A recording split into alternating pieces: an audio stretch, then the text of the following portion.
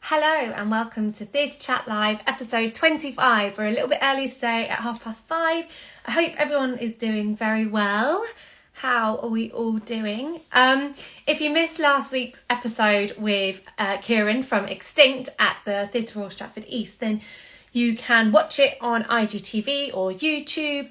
It was such an interesting, eye-opening conversation I actually had with Kieran about kind of global warming and what the show is about. So if you're into that kind of thing, or, you know, just kind of want to be a bit more aware about the world, then it's definitely worth tuning into that episode, but also going to see the show, of course. How has everybody been? Have you been to see any shows recently? Let me know. I've just had a lovely weekend in the countryside. I went camping, and made even better by the fact that the government has now announced that the 19th of July is going ahead. We are reopening fully on Monday, which is super, super exciting. So before I kind of go into the interviews, I just wanted to quickly chat about what this might mean for everyone. So obviously it's okay to feel a little bit nervous about coming to the theatre, or even just the whole world opening up so soon. Well, not so soon. It's been a year and a half, but, you know, kind of feels a little bit abrupt maybe. It's totally fine, but we are here to answer any questions.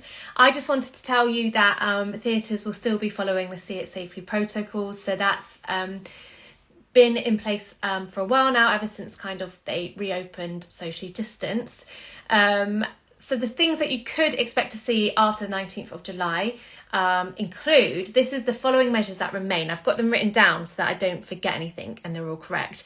So you will still see enhanced cleaning at the theatres. You'll still see hand sanitisers. We are still asking you to wear face coverings. So face coverings kind of strongly encouraged, especially when you're moving around the venue. Modified routes around the building to avoid overcrowding. There will still be contactless ticketing, which means that you will either be emailed your ticket or sent it kind of electronically, and you can either print it off or show it when you turn up to the building, to the theatre.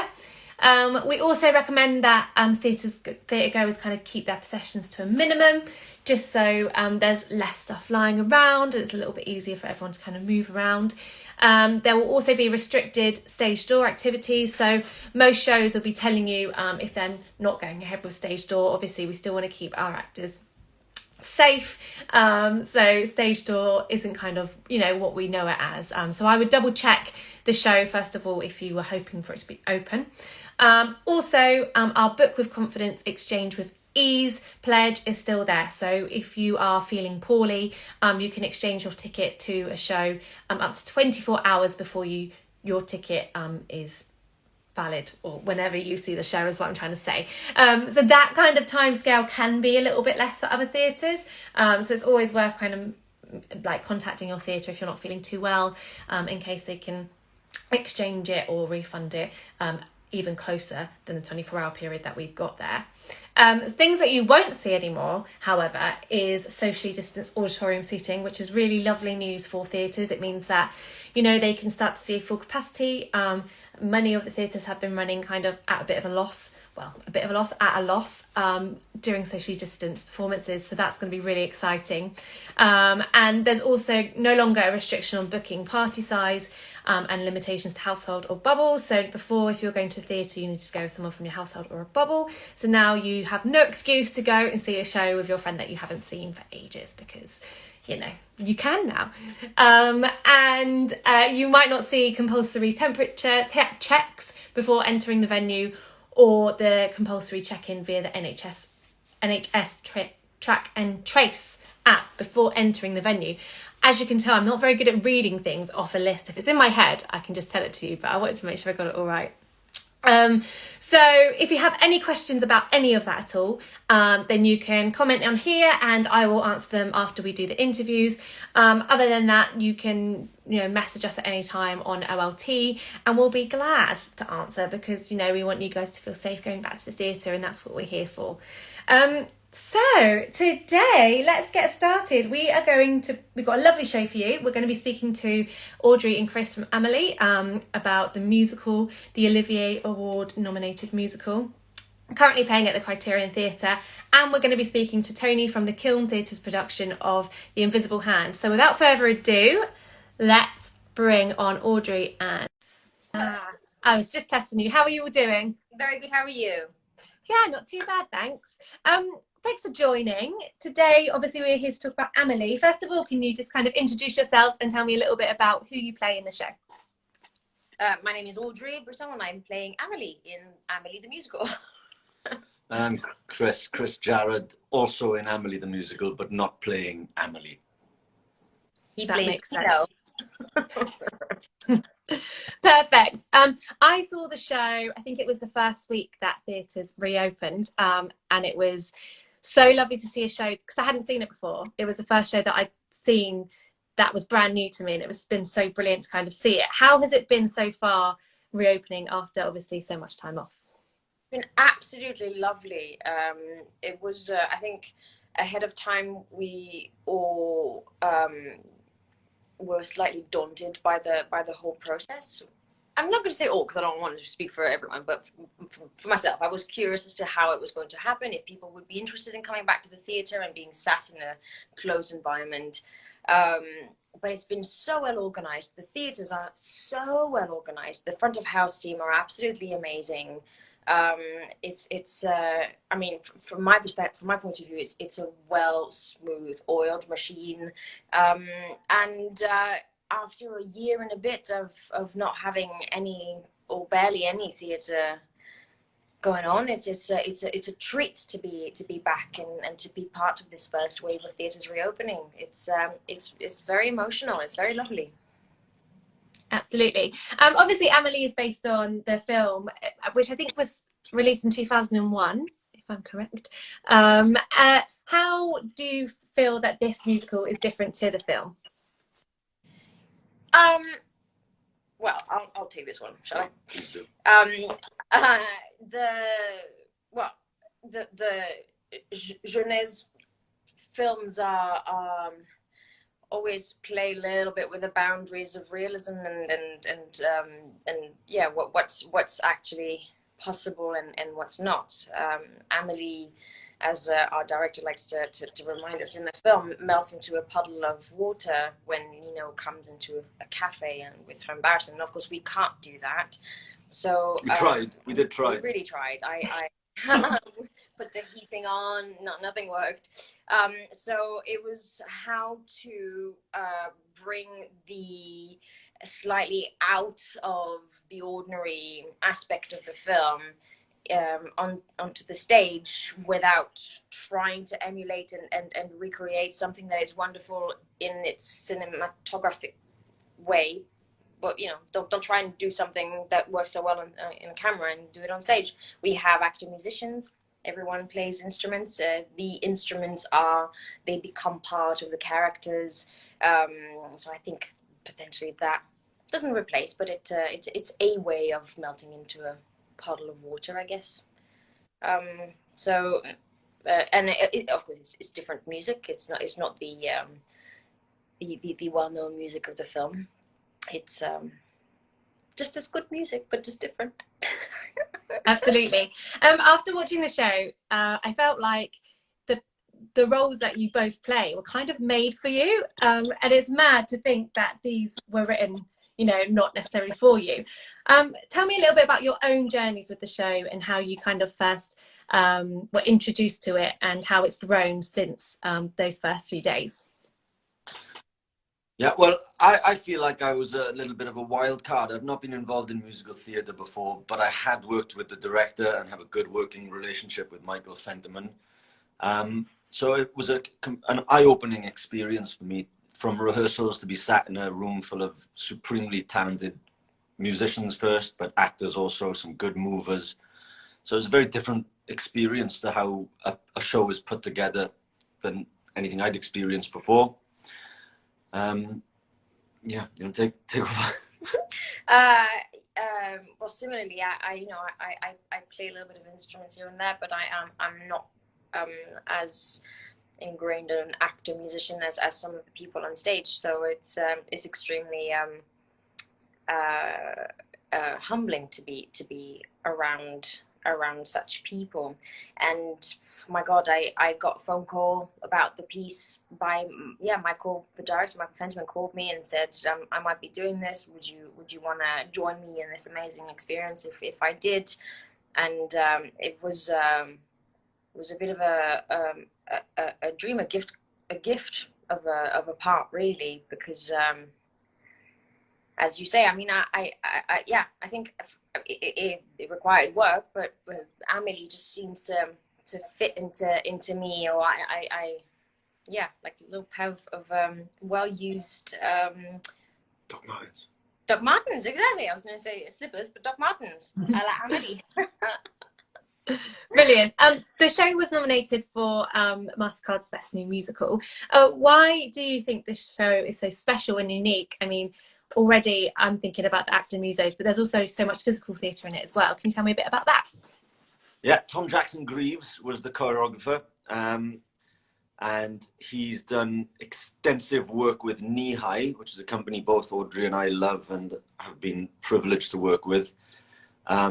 And I guess a lot of the energy with the movement was finding a language which was slightly surreal, as Audrey touched on earlier, slightly exaggerated, but not out and out sort of dancing.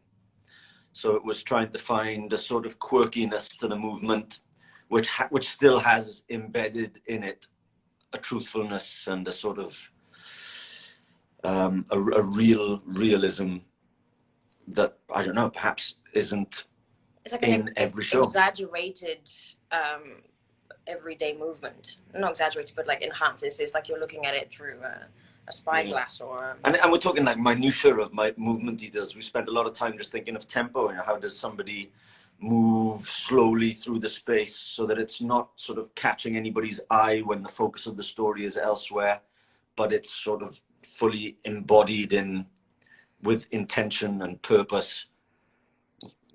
We haven't learned any tap routines in the show. You'll find no rousing ballet numbers in between the two acts. But I think everybody has invested themselves into finding a way they can interpret their individual characters physically, certainly musically. There's a lot of numbers to sing. Not to sound too geeky about the theory of theatre, but not too dissimilar to Michael Chekhov's idea of taking a physical movement to recreate an emotional thought. And so you start with the physical movement very big, and then gradually you make it smaller and smaller until it's barely a movement that people outside would recognize. And I think it was the same for us. So like with choreographies, we had to go quite deep and far in the dance world in order to bring it back and to just make it more to urbanize it and make it slightly more of everyday life in town, if that makes sense. Yeah, it does. That's so interesting as well. I think, when you kind of go deeper into things, obviously you discover stuff that maybe you weren't thinking of before if you were to kind of rein it in a bit, and it all kind of adds to that kind of quirkiness or particular moments in the show. I think it works really well. Can you tell me a little bit about the music? So the soundtrack, your London original soundtrack, was released last year. Tell me a little bit more about what we can expect to hear from Amelie. Okay, so Amelie the musical will provide you orally with a sense of Paris, of folk, of Gaelic lightness, tinged with a little bit of pop rock and soulful ballads. We're a 16 strong band. So for anybody who hasn't had the courage that you've had yourself in returning to the theatre, is sort of flirting with the idea, you're coming to see a concert and a theatre show wrapped up into one. Everybody's playing instruments. It's a huge wall of sound that's made. We've got 2 cellos, a double bass, 3 violins, a viola, 2 accordions, 2 flutes, clarinets, trombone, many cajons, 2 pianos, and a shaker.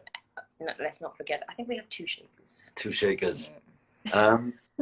It's a full sound, beautifully orchestrated. So the music was the music's been around since 2016, I think, when it opened in California at the Berkeley Rep Theatre. And forgive me, creative team, if I've gotten it wrong, but Daniel Messi and Craig Lucas wrote music. Who's our man? What do you mean, who's on Barnaby Race? No. Barnaby did reorchestrate it for our show, and exactly. he's added our American man, our friend.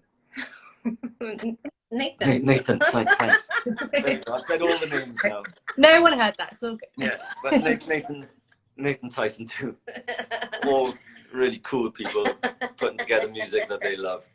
Barnaby Race has done a great deal of work sort of reimagining it for our production, which is far more Parisian, I think. They've gone for that sort of route. We're all putting on French accents. Mine's quite good. Audrey still needs a little bit of work. I know. I bumped into a French fellow who came to see the show the other day, and he just wanted to talk, and say how good it was, and kept speaking to me in English, and I kept answering to him in French, and he kept repeating like the question or carry on the conversation in English. Like, does he not understand that French is my first language? I was gonna say, are you French Canadian, or are you? Yeah, you are. Yeah. Québécoise, Montreal. So French speaking. So yeah, it's perfect for the rock because you can do the French accent and you can speak it perfectly. While on the music, what's really fun, sorry to cut you off, I suppose, no, it's what's really exciting. I say it's like a concert, but you usually go to a concert and the musicians, as fantastic as they sound, have all got eyes on each other and they're all sort of fully connected. And what we're trying to do is tell a story through movement as well. So that's not always possible. So every night is, and these are slight differences, but everybody is so on their toes trying to connect with each other because we haven't all got eyes on each other. I might have eyes on Audrey, who has eyes on somebody else. There are people in the wings playing all sorts of instruments who just have to listen really intently. And we're quite attuned to doing that now. I think we do make a good sound, but it takes utter concentration. So I think coming on one show and you come back the next day and you will hear hundreds of differences because we're not replicating the same soundtrack every night. We're not doing the cast CD recording. Not mistakes, just differences. Yeah, I make some mistakes, I'll be honest. That's the magic of live theatre. Absolutely. Okay? Yeah, it's definitely special, I think, having the actor musos on stage and having that, I think you've got that connection with the audience, haven't you? That sometimes you don't get if the musicians are in the pit. Seeing it happen live is so special, I think. I've worked in a theatre once where they were obliged to have live music, but which is a great thing. But why not incorporate that into the theatre? You're right. It is such a shame if the orchestra, the band are hidden away. Because if I were an audience member, I would assume that music was recorded. And if it isn't recorded, why wasn't it recorded? Why are we going through all this effort to have live music when the audience aren't getting to see that? Absolutely. So yeah, come and see our mistakes. I love it. Something that I also really loved from the show was the use of the puppetry. Can you talk a little bit more about that? Well, there's yes, there's puppetry in the show. In the original version of Amélie the musical, the one in America, it was a child who was doing the part of young Amélie. It's like the opposite of the Pinocchio story. That child has now become a puppet. No, it's exactly like Pinocchio. It's exactly like Pinocchio. As in the child is a puppet and then grows into a human like moi. Yeah. Oh, yeah. There's a French Pinocchio. Exactly, a French Pinocchio, Pinocchiette. And so then in our version, the child has been changed into a puppet because if there was a child on stage, now that I'm a mother, I know the child would definitely get all the attention and the love, and I didn't want that. I wanted to have it all for myself. So I said, I don't want a child on stage. That is not true, by the way. So yes, the puppetry performed by wonderful Oliver Grant in our cast, and also let's not forget a fish. by Samuel Morgan Graham. Fluffy the fish. Fluffy was actually never named in the show, but his name is Fluffy, if you wondered. Oh, okay. Yeah, it's amazing. The Oliver Grant has just, I mean, he is he's an experienced puppeteer, but he's just basically had to work the skill of this particular puppetry in the show by himself. I mean, Michael has helped here and there, but we didn't have a puppet director, so it's just wonderful the levels of details that Ollie has brought to this. I think he's doing a fantastic job, and Samuel Morgan Graham with the fish is just as wonderful. Absolutely. I think the puppetry in it actually adds a really nice feeling of intimacy, and I think it makes everyone kind of focus on it in a little bit more, which I think is really relevant for Amelie, because it's always about the kind of intimate things that the show kind of talks about, I guess. So the show is on our Kids Week offer, which means that families can go half price to the show during the month of August. Of course, there are some adult themes in the show, and the suitability is 12 years plus. But why do you think the show is great for families and younger audiences? I think it touches a wonderful topic of people learning how to connect with one another and how to navigate social anxieties or social struggles. And I think if you just, I don't know, growing up in this mad world of technology and where everything is so speedy and fast and everything, sometimes it's a nice reminder to look around, and if one is feeling such feelings of insecurity socially in this world, just to know that you're not alone, because all the characters in our show do experience such anxiety at one point or another. So yeah, just perhaps to feel recognized, or to feel noticed perhaps, and also because it's amazing music, and it's an amazing show where I think everyone of every age will find a little bit of something for themselves. It's funny, it's moving, the music is really good, and there's a talking fish, so kids will love that. Absolutely. Chris, have you got anything to add as well? Yeah, the talking fish is definitely the pinnacle of why families taking this offer should come and see the show. But sort of as Audrey said, as an anthropological study of human nature and relationships, this character of Amelie is fascinating, and over the course of the 2 years that we've been performing it, I think it's caught the interest of a lot of young women, particularly older girls, young women, that sort of bracket.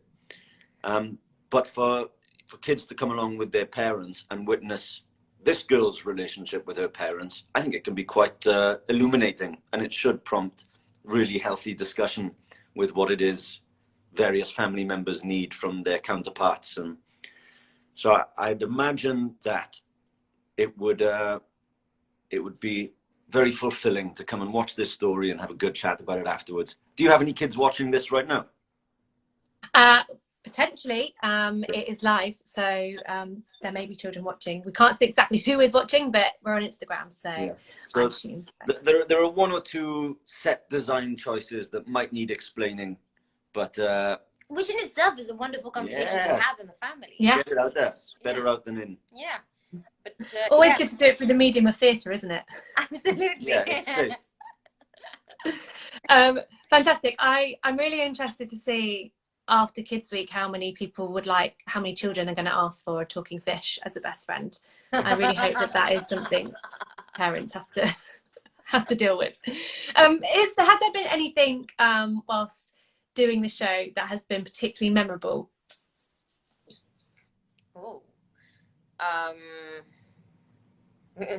It's not boding well, is it, that we can't remember?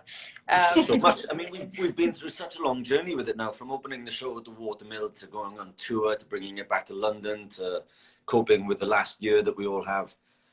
It's been our life for 2.5 years.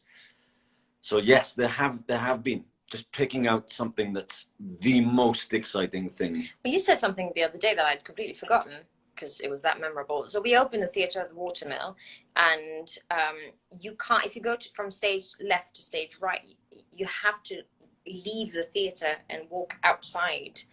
You can't just cross in backstage. Yeah. And the Watermill is surrounded by a pond, and you have ducks, particular ducks.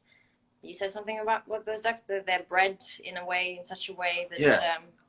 I think they're called Muscovy ducks. I don't know if your audience can see this, but there's about 30 of them who live on the theatre site. So that whenever you'd go, you'd have to leave the theatre to run outside to go to your next queue, and then you'd have to go and just cross over these wonderful ducks, and that was phenomenal, just to have nature force you to stop whatever you're doing, just to say hi. that whole venue. If anybody hasn't been to the Watermill Theatre in Bagner, it's pretty magical space. We were lucky to spend half of our time devising the show there, and we all lived on site. There was something Nihai-esque about it, I guess. It was a very sort of communal lifestyle. We all ate together, we all slept together, we all worked incredibly hard, long hours together. In separate bedrooms, but just in that one big house. I saw your face go.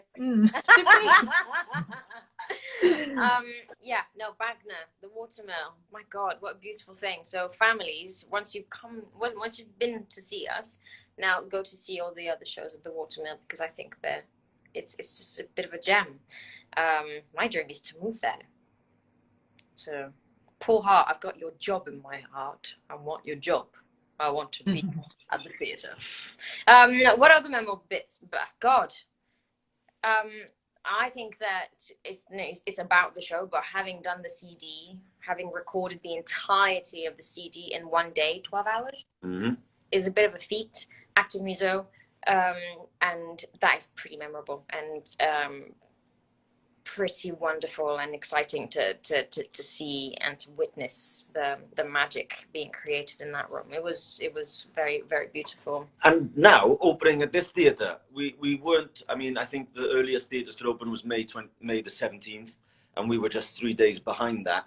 But it feels quite special. I mean, we're not really sort of recognizing it vocally at the minute because we're just doing it and we're working, but we do feel we're both touching wood now, because the fact that we managed to stay open when I know other theatres are struggling, and of course there are going to be issues where theatres have to face closures, but we've had good innings, and we keep having to pinch ourselves to say we're blessed to be back in work, and with a company of people that have such trust and care for each other, that we're all sort of taking extra pains to keep everyone safe, audience included. I think that's true of the whole Criterion Theatre, all departments. Everybody's really on point in making this, of trying to set the gold standard of how the West End can reopen. Let's not take any shortcuts and try and squeeze extra people in. Let's not try and flout any of the government rules. I think everybody's working tirelessly to make it as safe and comfortable for everybody. And from who we've talked to after the show, I mean, I hope this was the case for you as well, but we've only heard positive experiences of people's time coming in and out of the theatre. So I'm very lucky to be a part of that. Absolutely, yes. I've been lucky enough to go to quite a few shows, and I felt so safe and so comfortable. And I think even after next week with Monday, those protocols are mostly going to be in, and people are still going to be working just as hard to kind of keep it all controlled. I'm sure. Are you guys looking forward to kind of having a full capacity audience in? It will be a very nice thing, but I mean, I must say that at the moment it hasn't, like I thought it would, it hasn't felt empty at all. The way it's been, the people are spread around, it still feels quite. It feels like a full audience, and so I can't say that I've noticed or that I've missed anything. The people are there, and I think they're cheering for those who are unable to be there. I genuinely thought the house is going to be half empty, and people wearing masks means that no one's going to want to laugh. They're not going to be as vocal, so it's going to be very silent. So we're going to, you know, have an half empty audience and a very quiet one, and we're going to have to put no, absolutely not. It's Good evening, members of the Amelie company. The stage is available for warm-up if you desire. Stage is available if you desire. Thank you. This is our warm-up. Yeah. So yeah, I think it'll be a nice thing. I myself, I'm disappointed to have not been able to go to the theatre, you know, because I'm working, but having the opportunity to have the seats next to me for my coat and for extra freedom, that's the dream. But yeah, I understand that we have to reopen because that's what we need to do. Yes, for sure. Well, you both have a show tonight, so I'm going to leave it here, but thank you so much for joining, and yes, I wish you all the best for the remainder of the run. You can grab your tickets for Amelie at OLT by the link in our bio, and of course I'll tag the show in this post, so if you haven't already given it a little look, go and check it out. Thank you so much. Thank you. Thanks, mate. See you later. Bye. Bye-bye. Brilliant. I can see so many of you have been popping some comments in there. Let's have a quick look at what you've been saying. Let me find the place. Cool. So Nicole Lucas says, buzzing for this, looking forward to it all afternoon. Oh, that's lovely. I'm so glad that you are looking forward to Theatre Chat Live. It's so nice. It's my favourite thing to do in the week because I just always get to feel super happy and love speaking to like-minded people in the theatre. What else have you been saying? I'm glad theatres are still doing things safely. Yes, we are still doing it safely, of course. You know, what could you expect anything different, because we are so responsible. So yes, we are. Everyone's saying hello to Chris and Audrey. Hope you're both well. Soph was listening to Amelie at the point that they came on. Were you listening to their version? That's amazing. I love it when little coincidences like that happen.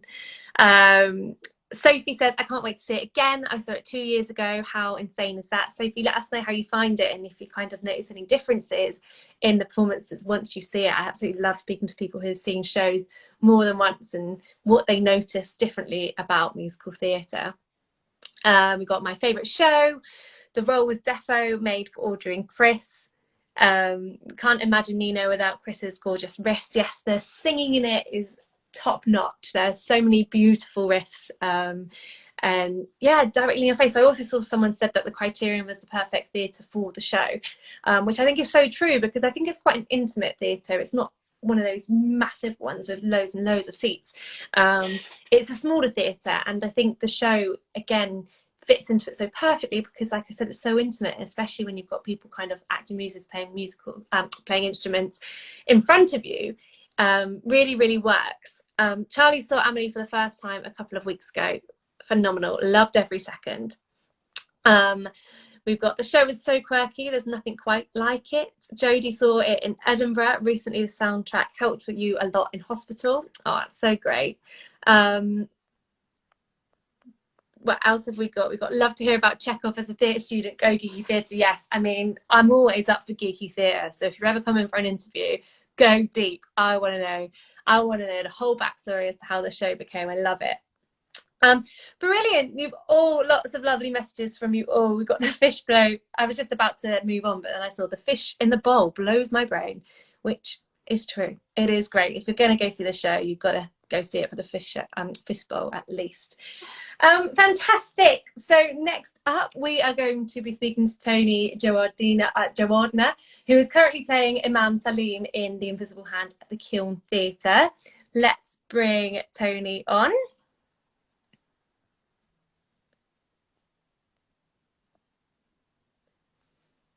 Tony has been... Hello. Hi, Tony. Hiya. How you are you? doing? Oh, lovely to see you.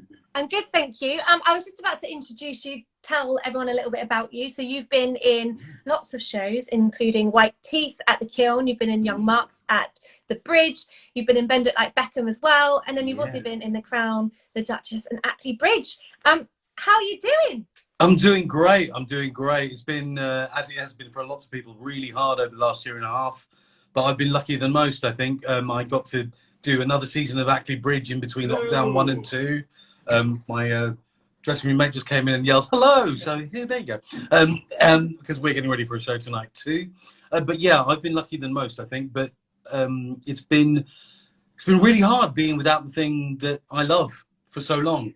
So being back in a theatre, being back in front of audiences is just, I feel luckier than I can possibly state. It's really, really great.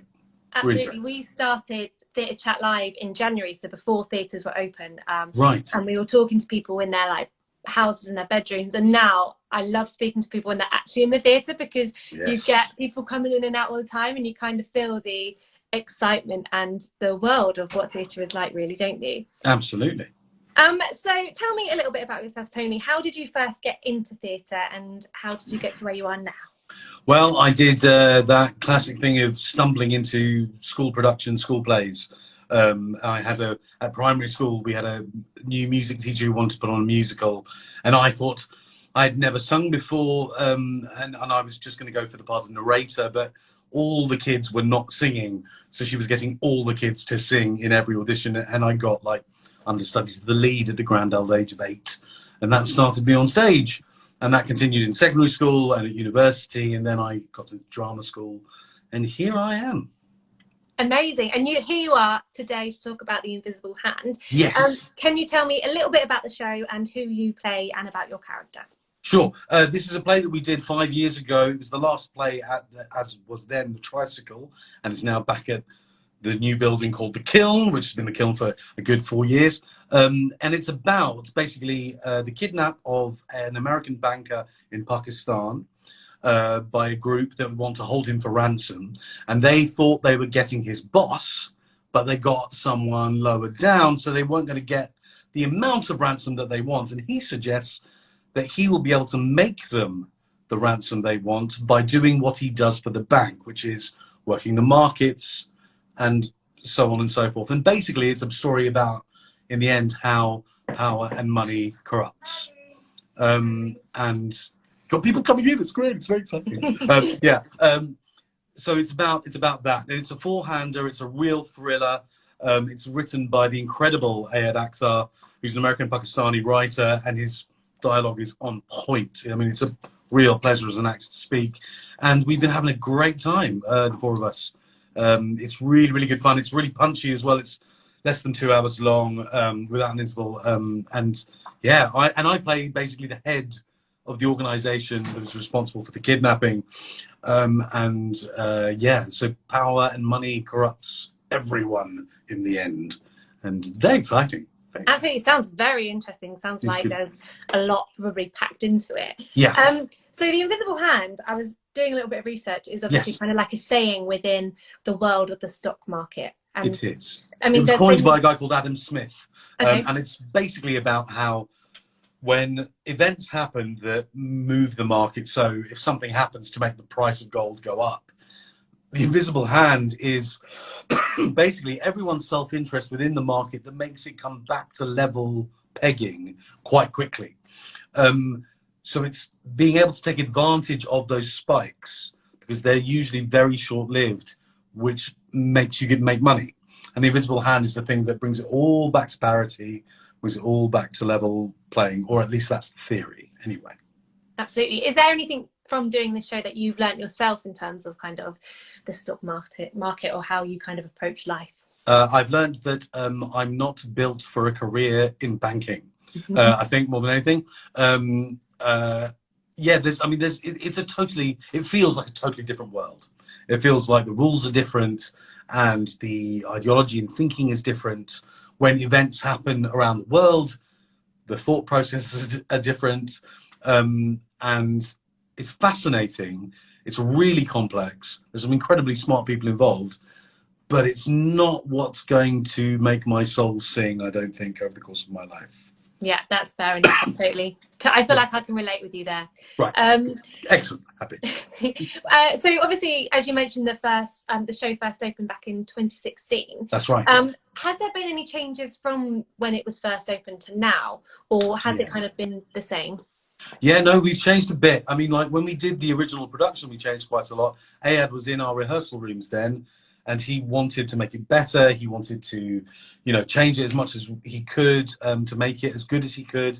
And he did so much hard work that first time round. This time round, we've been able to connect with him via Zoom links. He's in New York, but we have updated it a little bit. Amazingly, I mean, a lot of the themes, not amazingly, it's perfectly natural. A lot of the themes are still relevant, very relevant today, but even more so now. You know, we've added the odd contemporary reference, say, to President Trump, who was not president, you know, hadn't been president at that time, and Charlie Hebdo and things like that. So there've been little updates and tweaks, but generally it's the same show that was in 2016, and it is more relevant now than it was back then, to be honest. It's become, over the past, you know, 5 years, so much has happened worldwide, about how we relate to each other, about how we connect with each other, about what the priorities are in terms of making money and making countries successful and people successful, and where does your heart really lie, and is that the best thing to do for a society, and all that stuff. There's even a line in it which was slightly preemptive about vaccines, which all of a sudden in 2021 has a totally new meaning than it did in 2016. So yeah, it feels more relevant now than it ever has done. Absolutely. Thinking about kind of the themes of the play, why do you think that theatre is so important in kind of telling these stories, and how people react? I think, well, for me personally, and for a lot of people that I know and share experiences with, I think theatre connected with me in a world that didn't necessarily connect with me massively growing up. And I was able to feel things and see things and learn different perspectives just from either going to the theatre or watching movies or watching TV. You know, I saw people like me. I saw people who felt the same way. And I think, me personally, I felt incredibly isolated over the last year and a half. I felt far away from the people I love. I've not been able to hug anyone. And to find a point of human connection, which is what we do in theatre, is now more important than ever. For people to feel like they are not alone, that we can be together as a community, and you're not alone, you are not isolated. There is empathy abounding, no matter what the news says or anything like that. Come to the theatre, watch a play, share an experience with people, and connect with people. I think that's vitally important at the moment. Absolutely, and hopefully now they can kind of reopen fully. We can have, you know, more people coming in, experiencing something together as a whole, because we've been on our own for so, you know, over a year and a half now. Yeah, absolutely. So reading some of the reviews of the play already, I can tell it's tense and thrilling. How do you think kind of the play makes it that way? Well, again, I think everything starts with good writing. Ian's writing is absolutely superb. He's one of the smartest people I've ever met in my life. But then you've got an incredible team. Indu, as a director, tightens everything. You know, she makes it really edgy and really fast-paced, and yeah, it's very impactful. And then you've got the set, the lighting, the sound, everything. The set it's all set in one room, and it feels quite claustrophobic. It's almost like it's on an island when you come into the theatre. And the lighting and the sound add to that as well. All of that adds to make it quite tense, quite edgy. And then, you know, there are one or two good actors in it as well who do not a bad job, which is very helpful. And yeah, it all works. And I think it's part of the reason why we wanted to bring it back as well, was that we knew it was a show that was really exciting and works really well. So we've had a lot of the same, like the same lighting designer, same sound designer, same set designer on the show. We all felt actually quite comfortable and safe, because we knew it was a show that we loved and that works. So it's been really great to bring it back. Absolutely. Cool. Finally, tell me a little bit more about how you can get tickets and when the show is running until. It's running for all of July, running to the July 31st. You can get it from the Kiln website. Just visit there. There are lots of audio described shows, and there's various other things going on. And yeah, come and visit the Kiln in Kilburn. Fantastic theatre. I've worked here 3 times now, and I can't wait to come back as well. So please do come along. Absolutely, and it's so lovely to talk to people outside of kind of the West End and, you know, off West End London theatres as well. Just as incredible, and such a lovely atmosphere. I always kind of, there's always a sense of community there, isn't there, when you go? Massive sense of community. The Kiln have done a huge amount of work over lockdown in the local community as well, giving out free meals and stuff like that, but also young writers programs for local kids in Brent. I was lucky enough to do one of their readings. Some amazing talent. So they're really trying to reach out into the community, because I also believe, you know, theatres should start in their community and be a place for the community to come and gather and share and again connect with each other. So it's great that the Kiln's doing such brilliant work. Absolutely, I totally agree with you.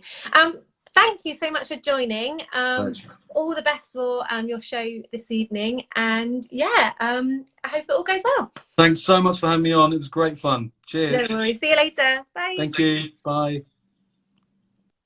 Fantastic. So if you would like to find out more about the Invisible Hand, as they said, you can find out more by visiting the Kiln website, or again, we will add their Instagram handle to this live, so you can go on and see what else they have on in the upcoming future. Fantastic. So let's see what you've all been saying, how you're doing. Let me know again, as I said, if you've got any questions about reopening. I will happy to kind of give it a go answering them. We've got, I did see a lovely comment. Yes, looking forward to seeing the Invisible Hand. We've got everyone saying hello. Hi Connor. Hi London's Eye. Hi Isla. Fabulous. So yes, so some of the things that you would have heard me mention in that live include Kids Week, which again, if you haven't heard of it already, it is a promotion throughout the whole month of August where families with children 17 and under can go to the theatre for half price. It's an amazing way to get your children into the theatre. It's something, the only way that I was able to go and see a theatre show in London was through Kids Week.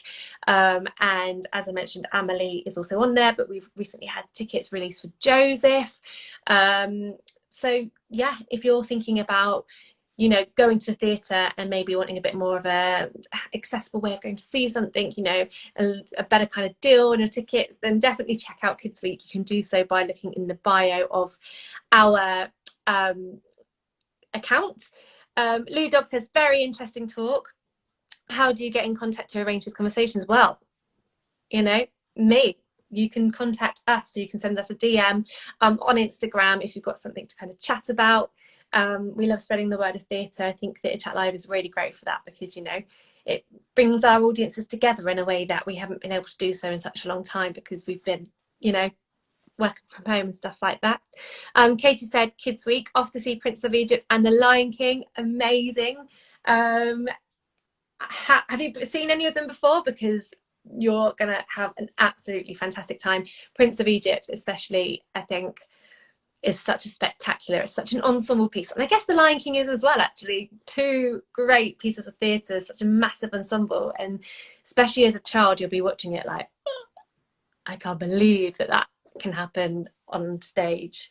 Yeah, I'm really excited for you. You're going to have a wonderful time. Brilliant. Well, that is all from me today.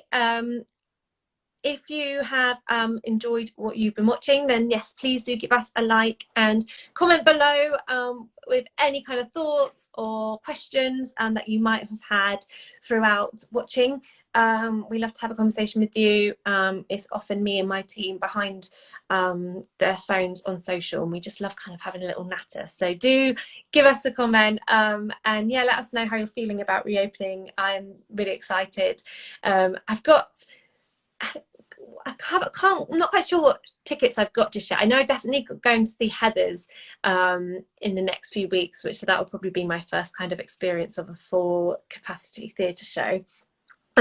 So excited to hear that raw of a full audience at the end and clapping. It's going to be perfect, and I'm sure the actors on stage are going to be emotional, as if they haven't been emotional enough, because I feel like every curtain call I've been to, everyone's been getting very teary, and it's just beautiful. Yes, if you would like to get tickets for Kids Week or for any shows on OLT, then you can do by going on our website. Also to mention TKTS, so if you are feeling a little bit kind of spontaneous and you realize one day, oh, I think, you know what I'll go see a show, you can get on the day tickets from our TKTS online. TKTS was our booth in Leicester Square, it's still there, so you can also do that in person as well, which is very exciting soon. So yeah, that's all from me. I will see you next week, and I hope you all have a lovely week. See you later.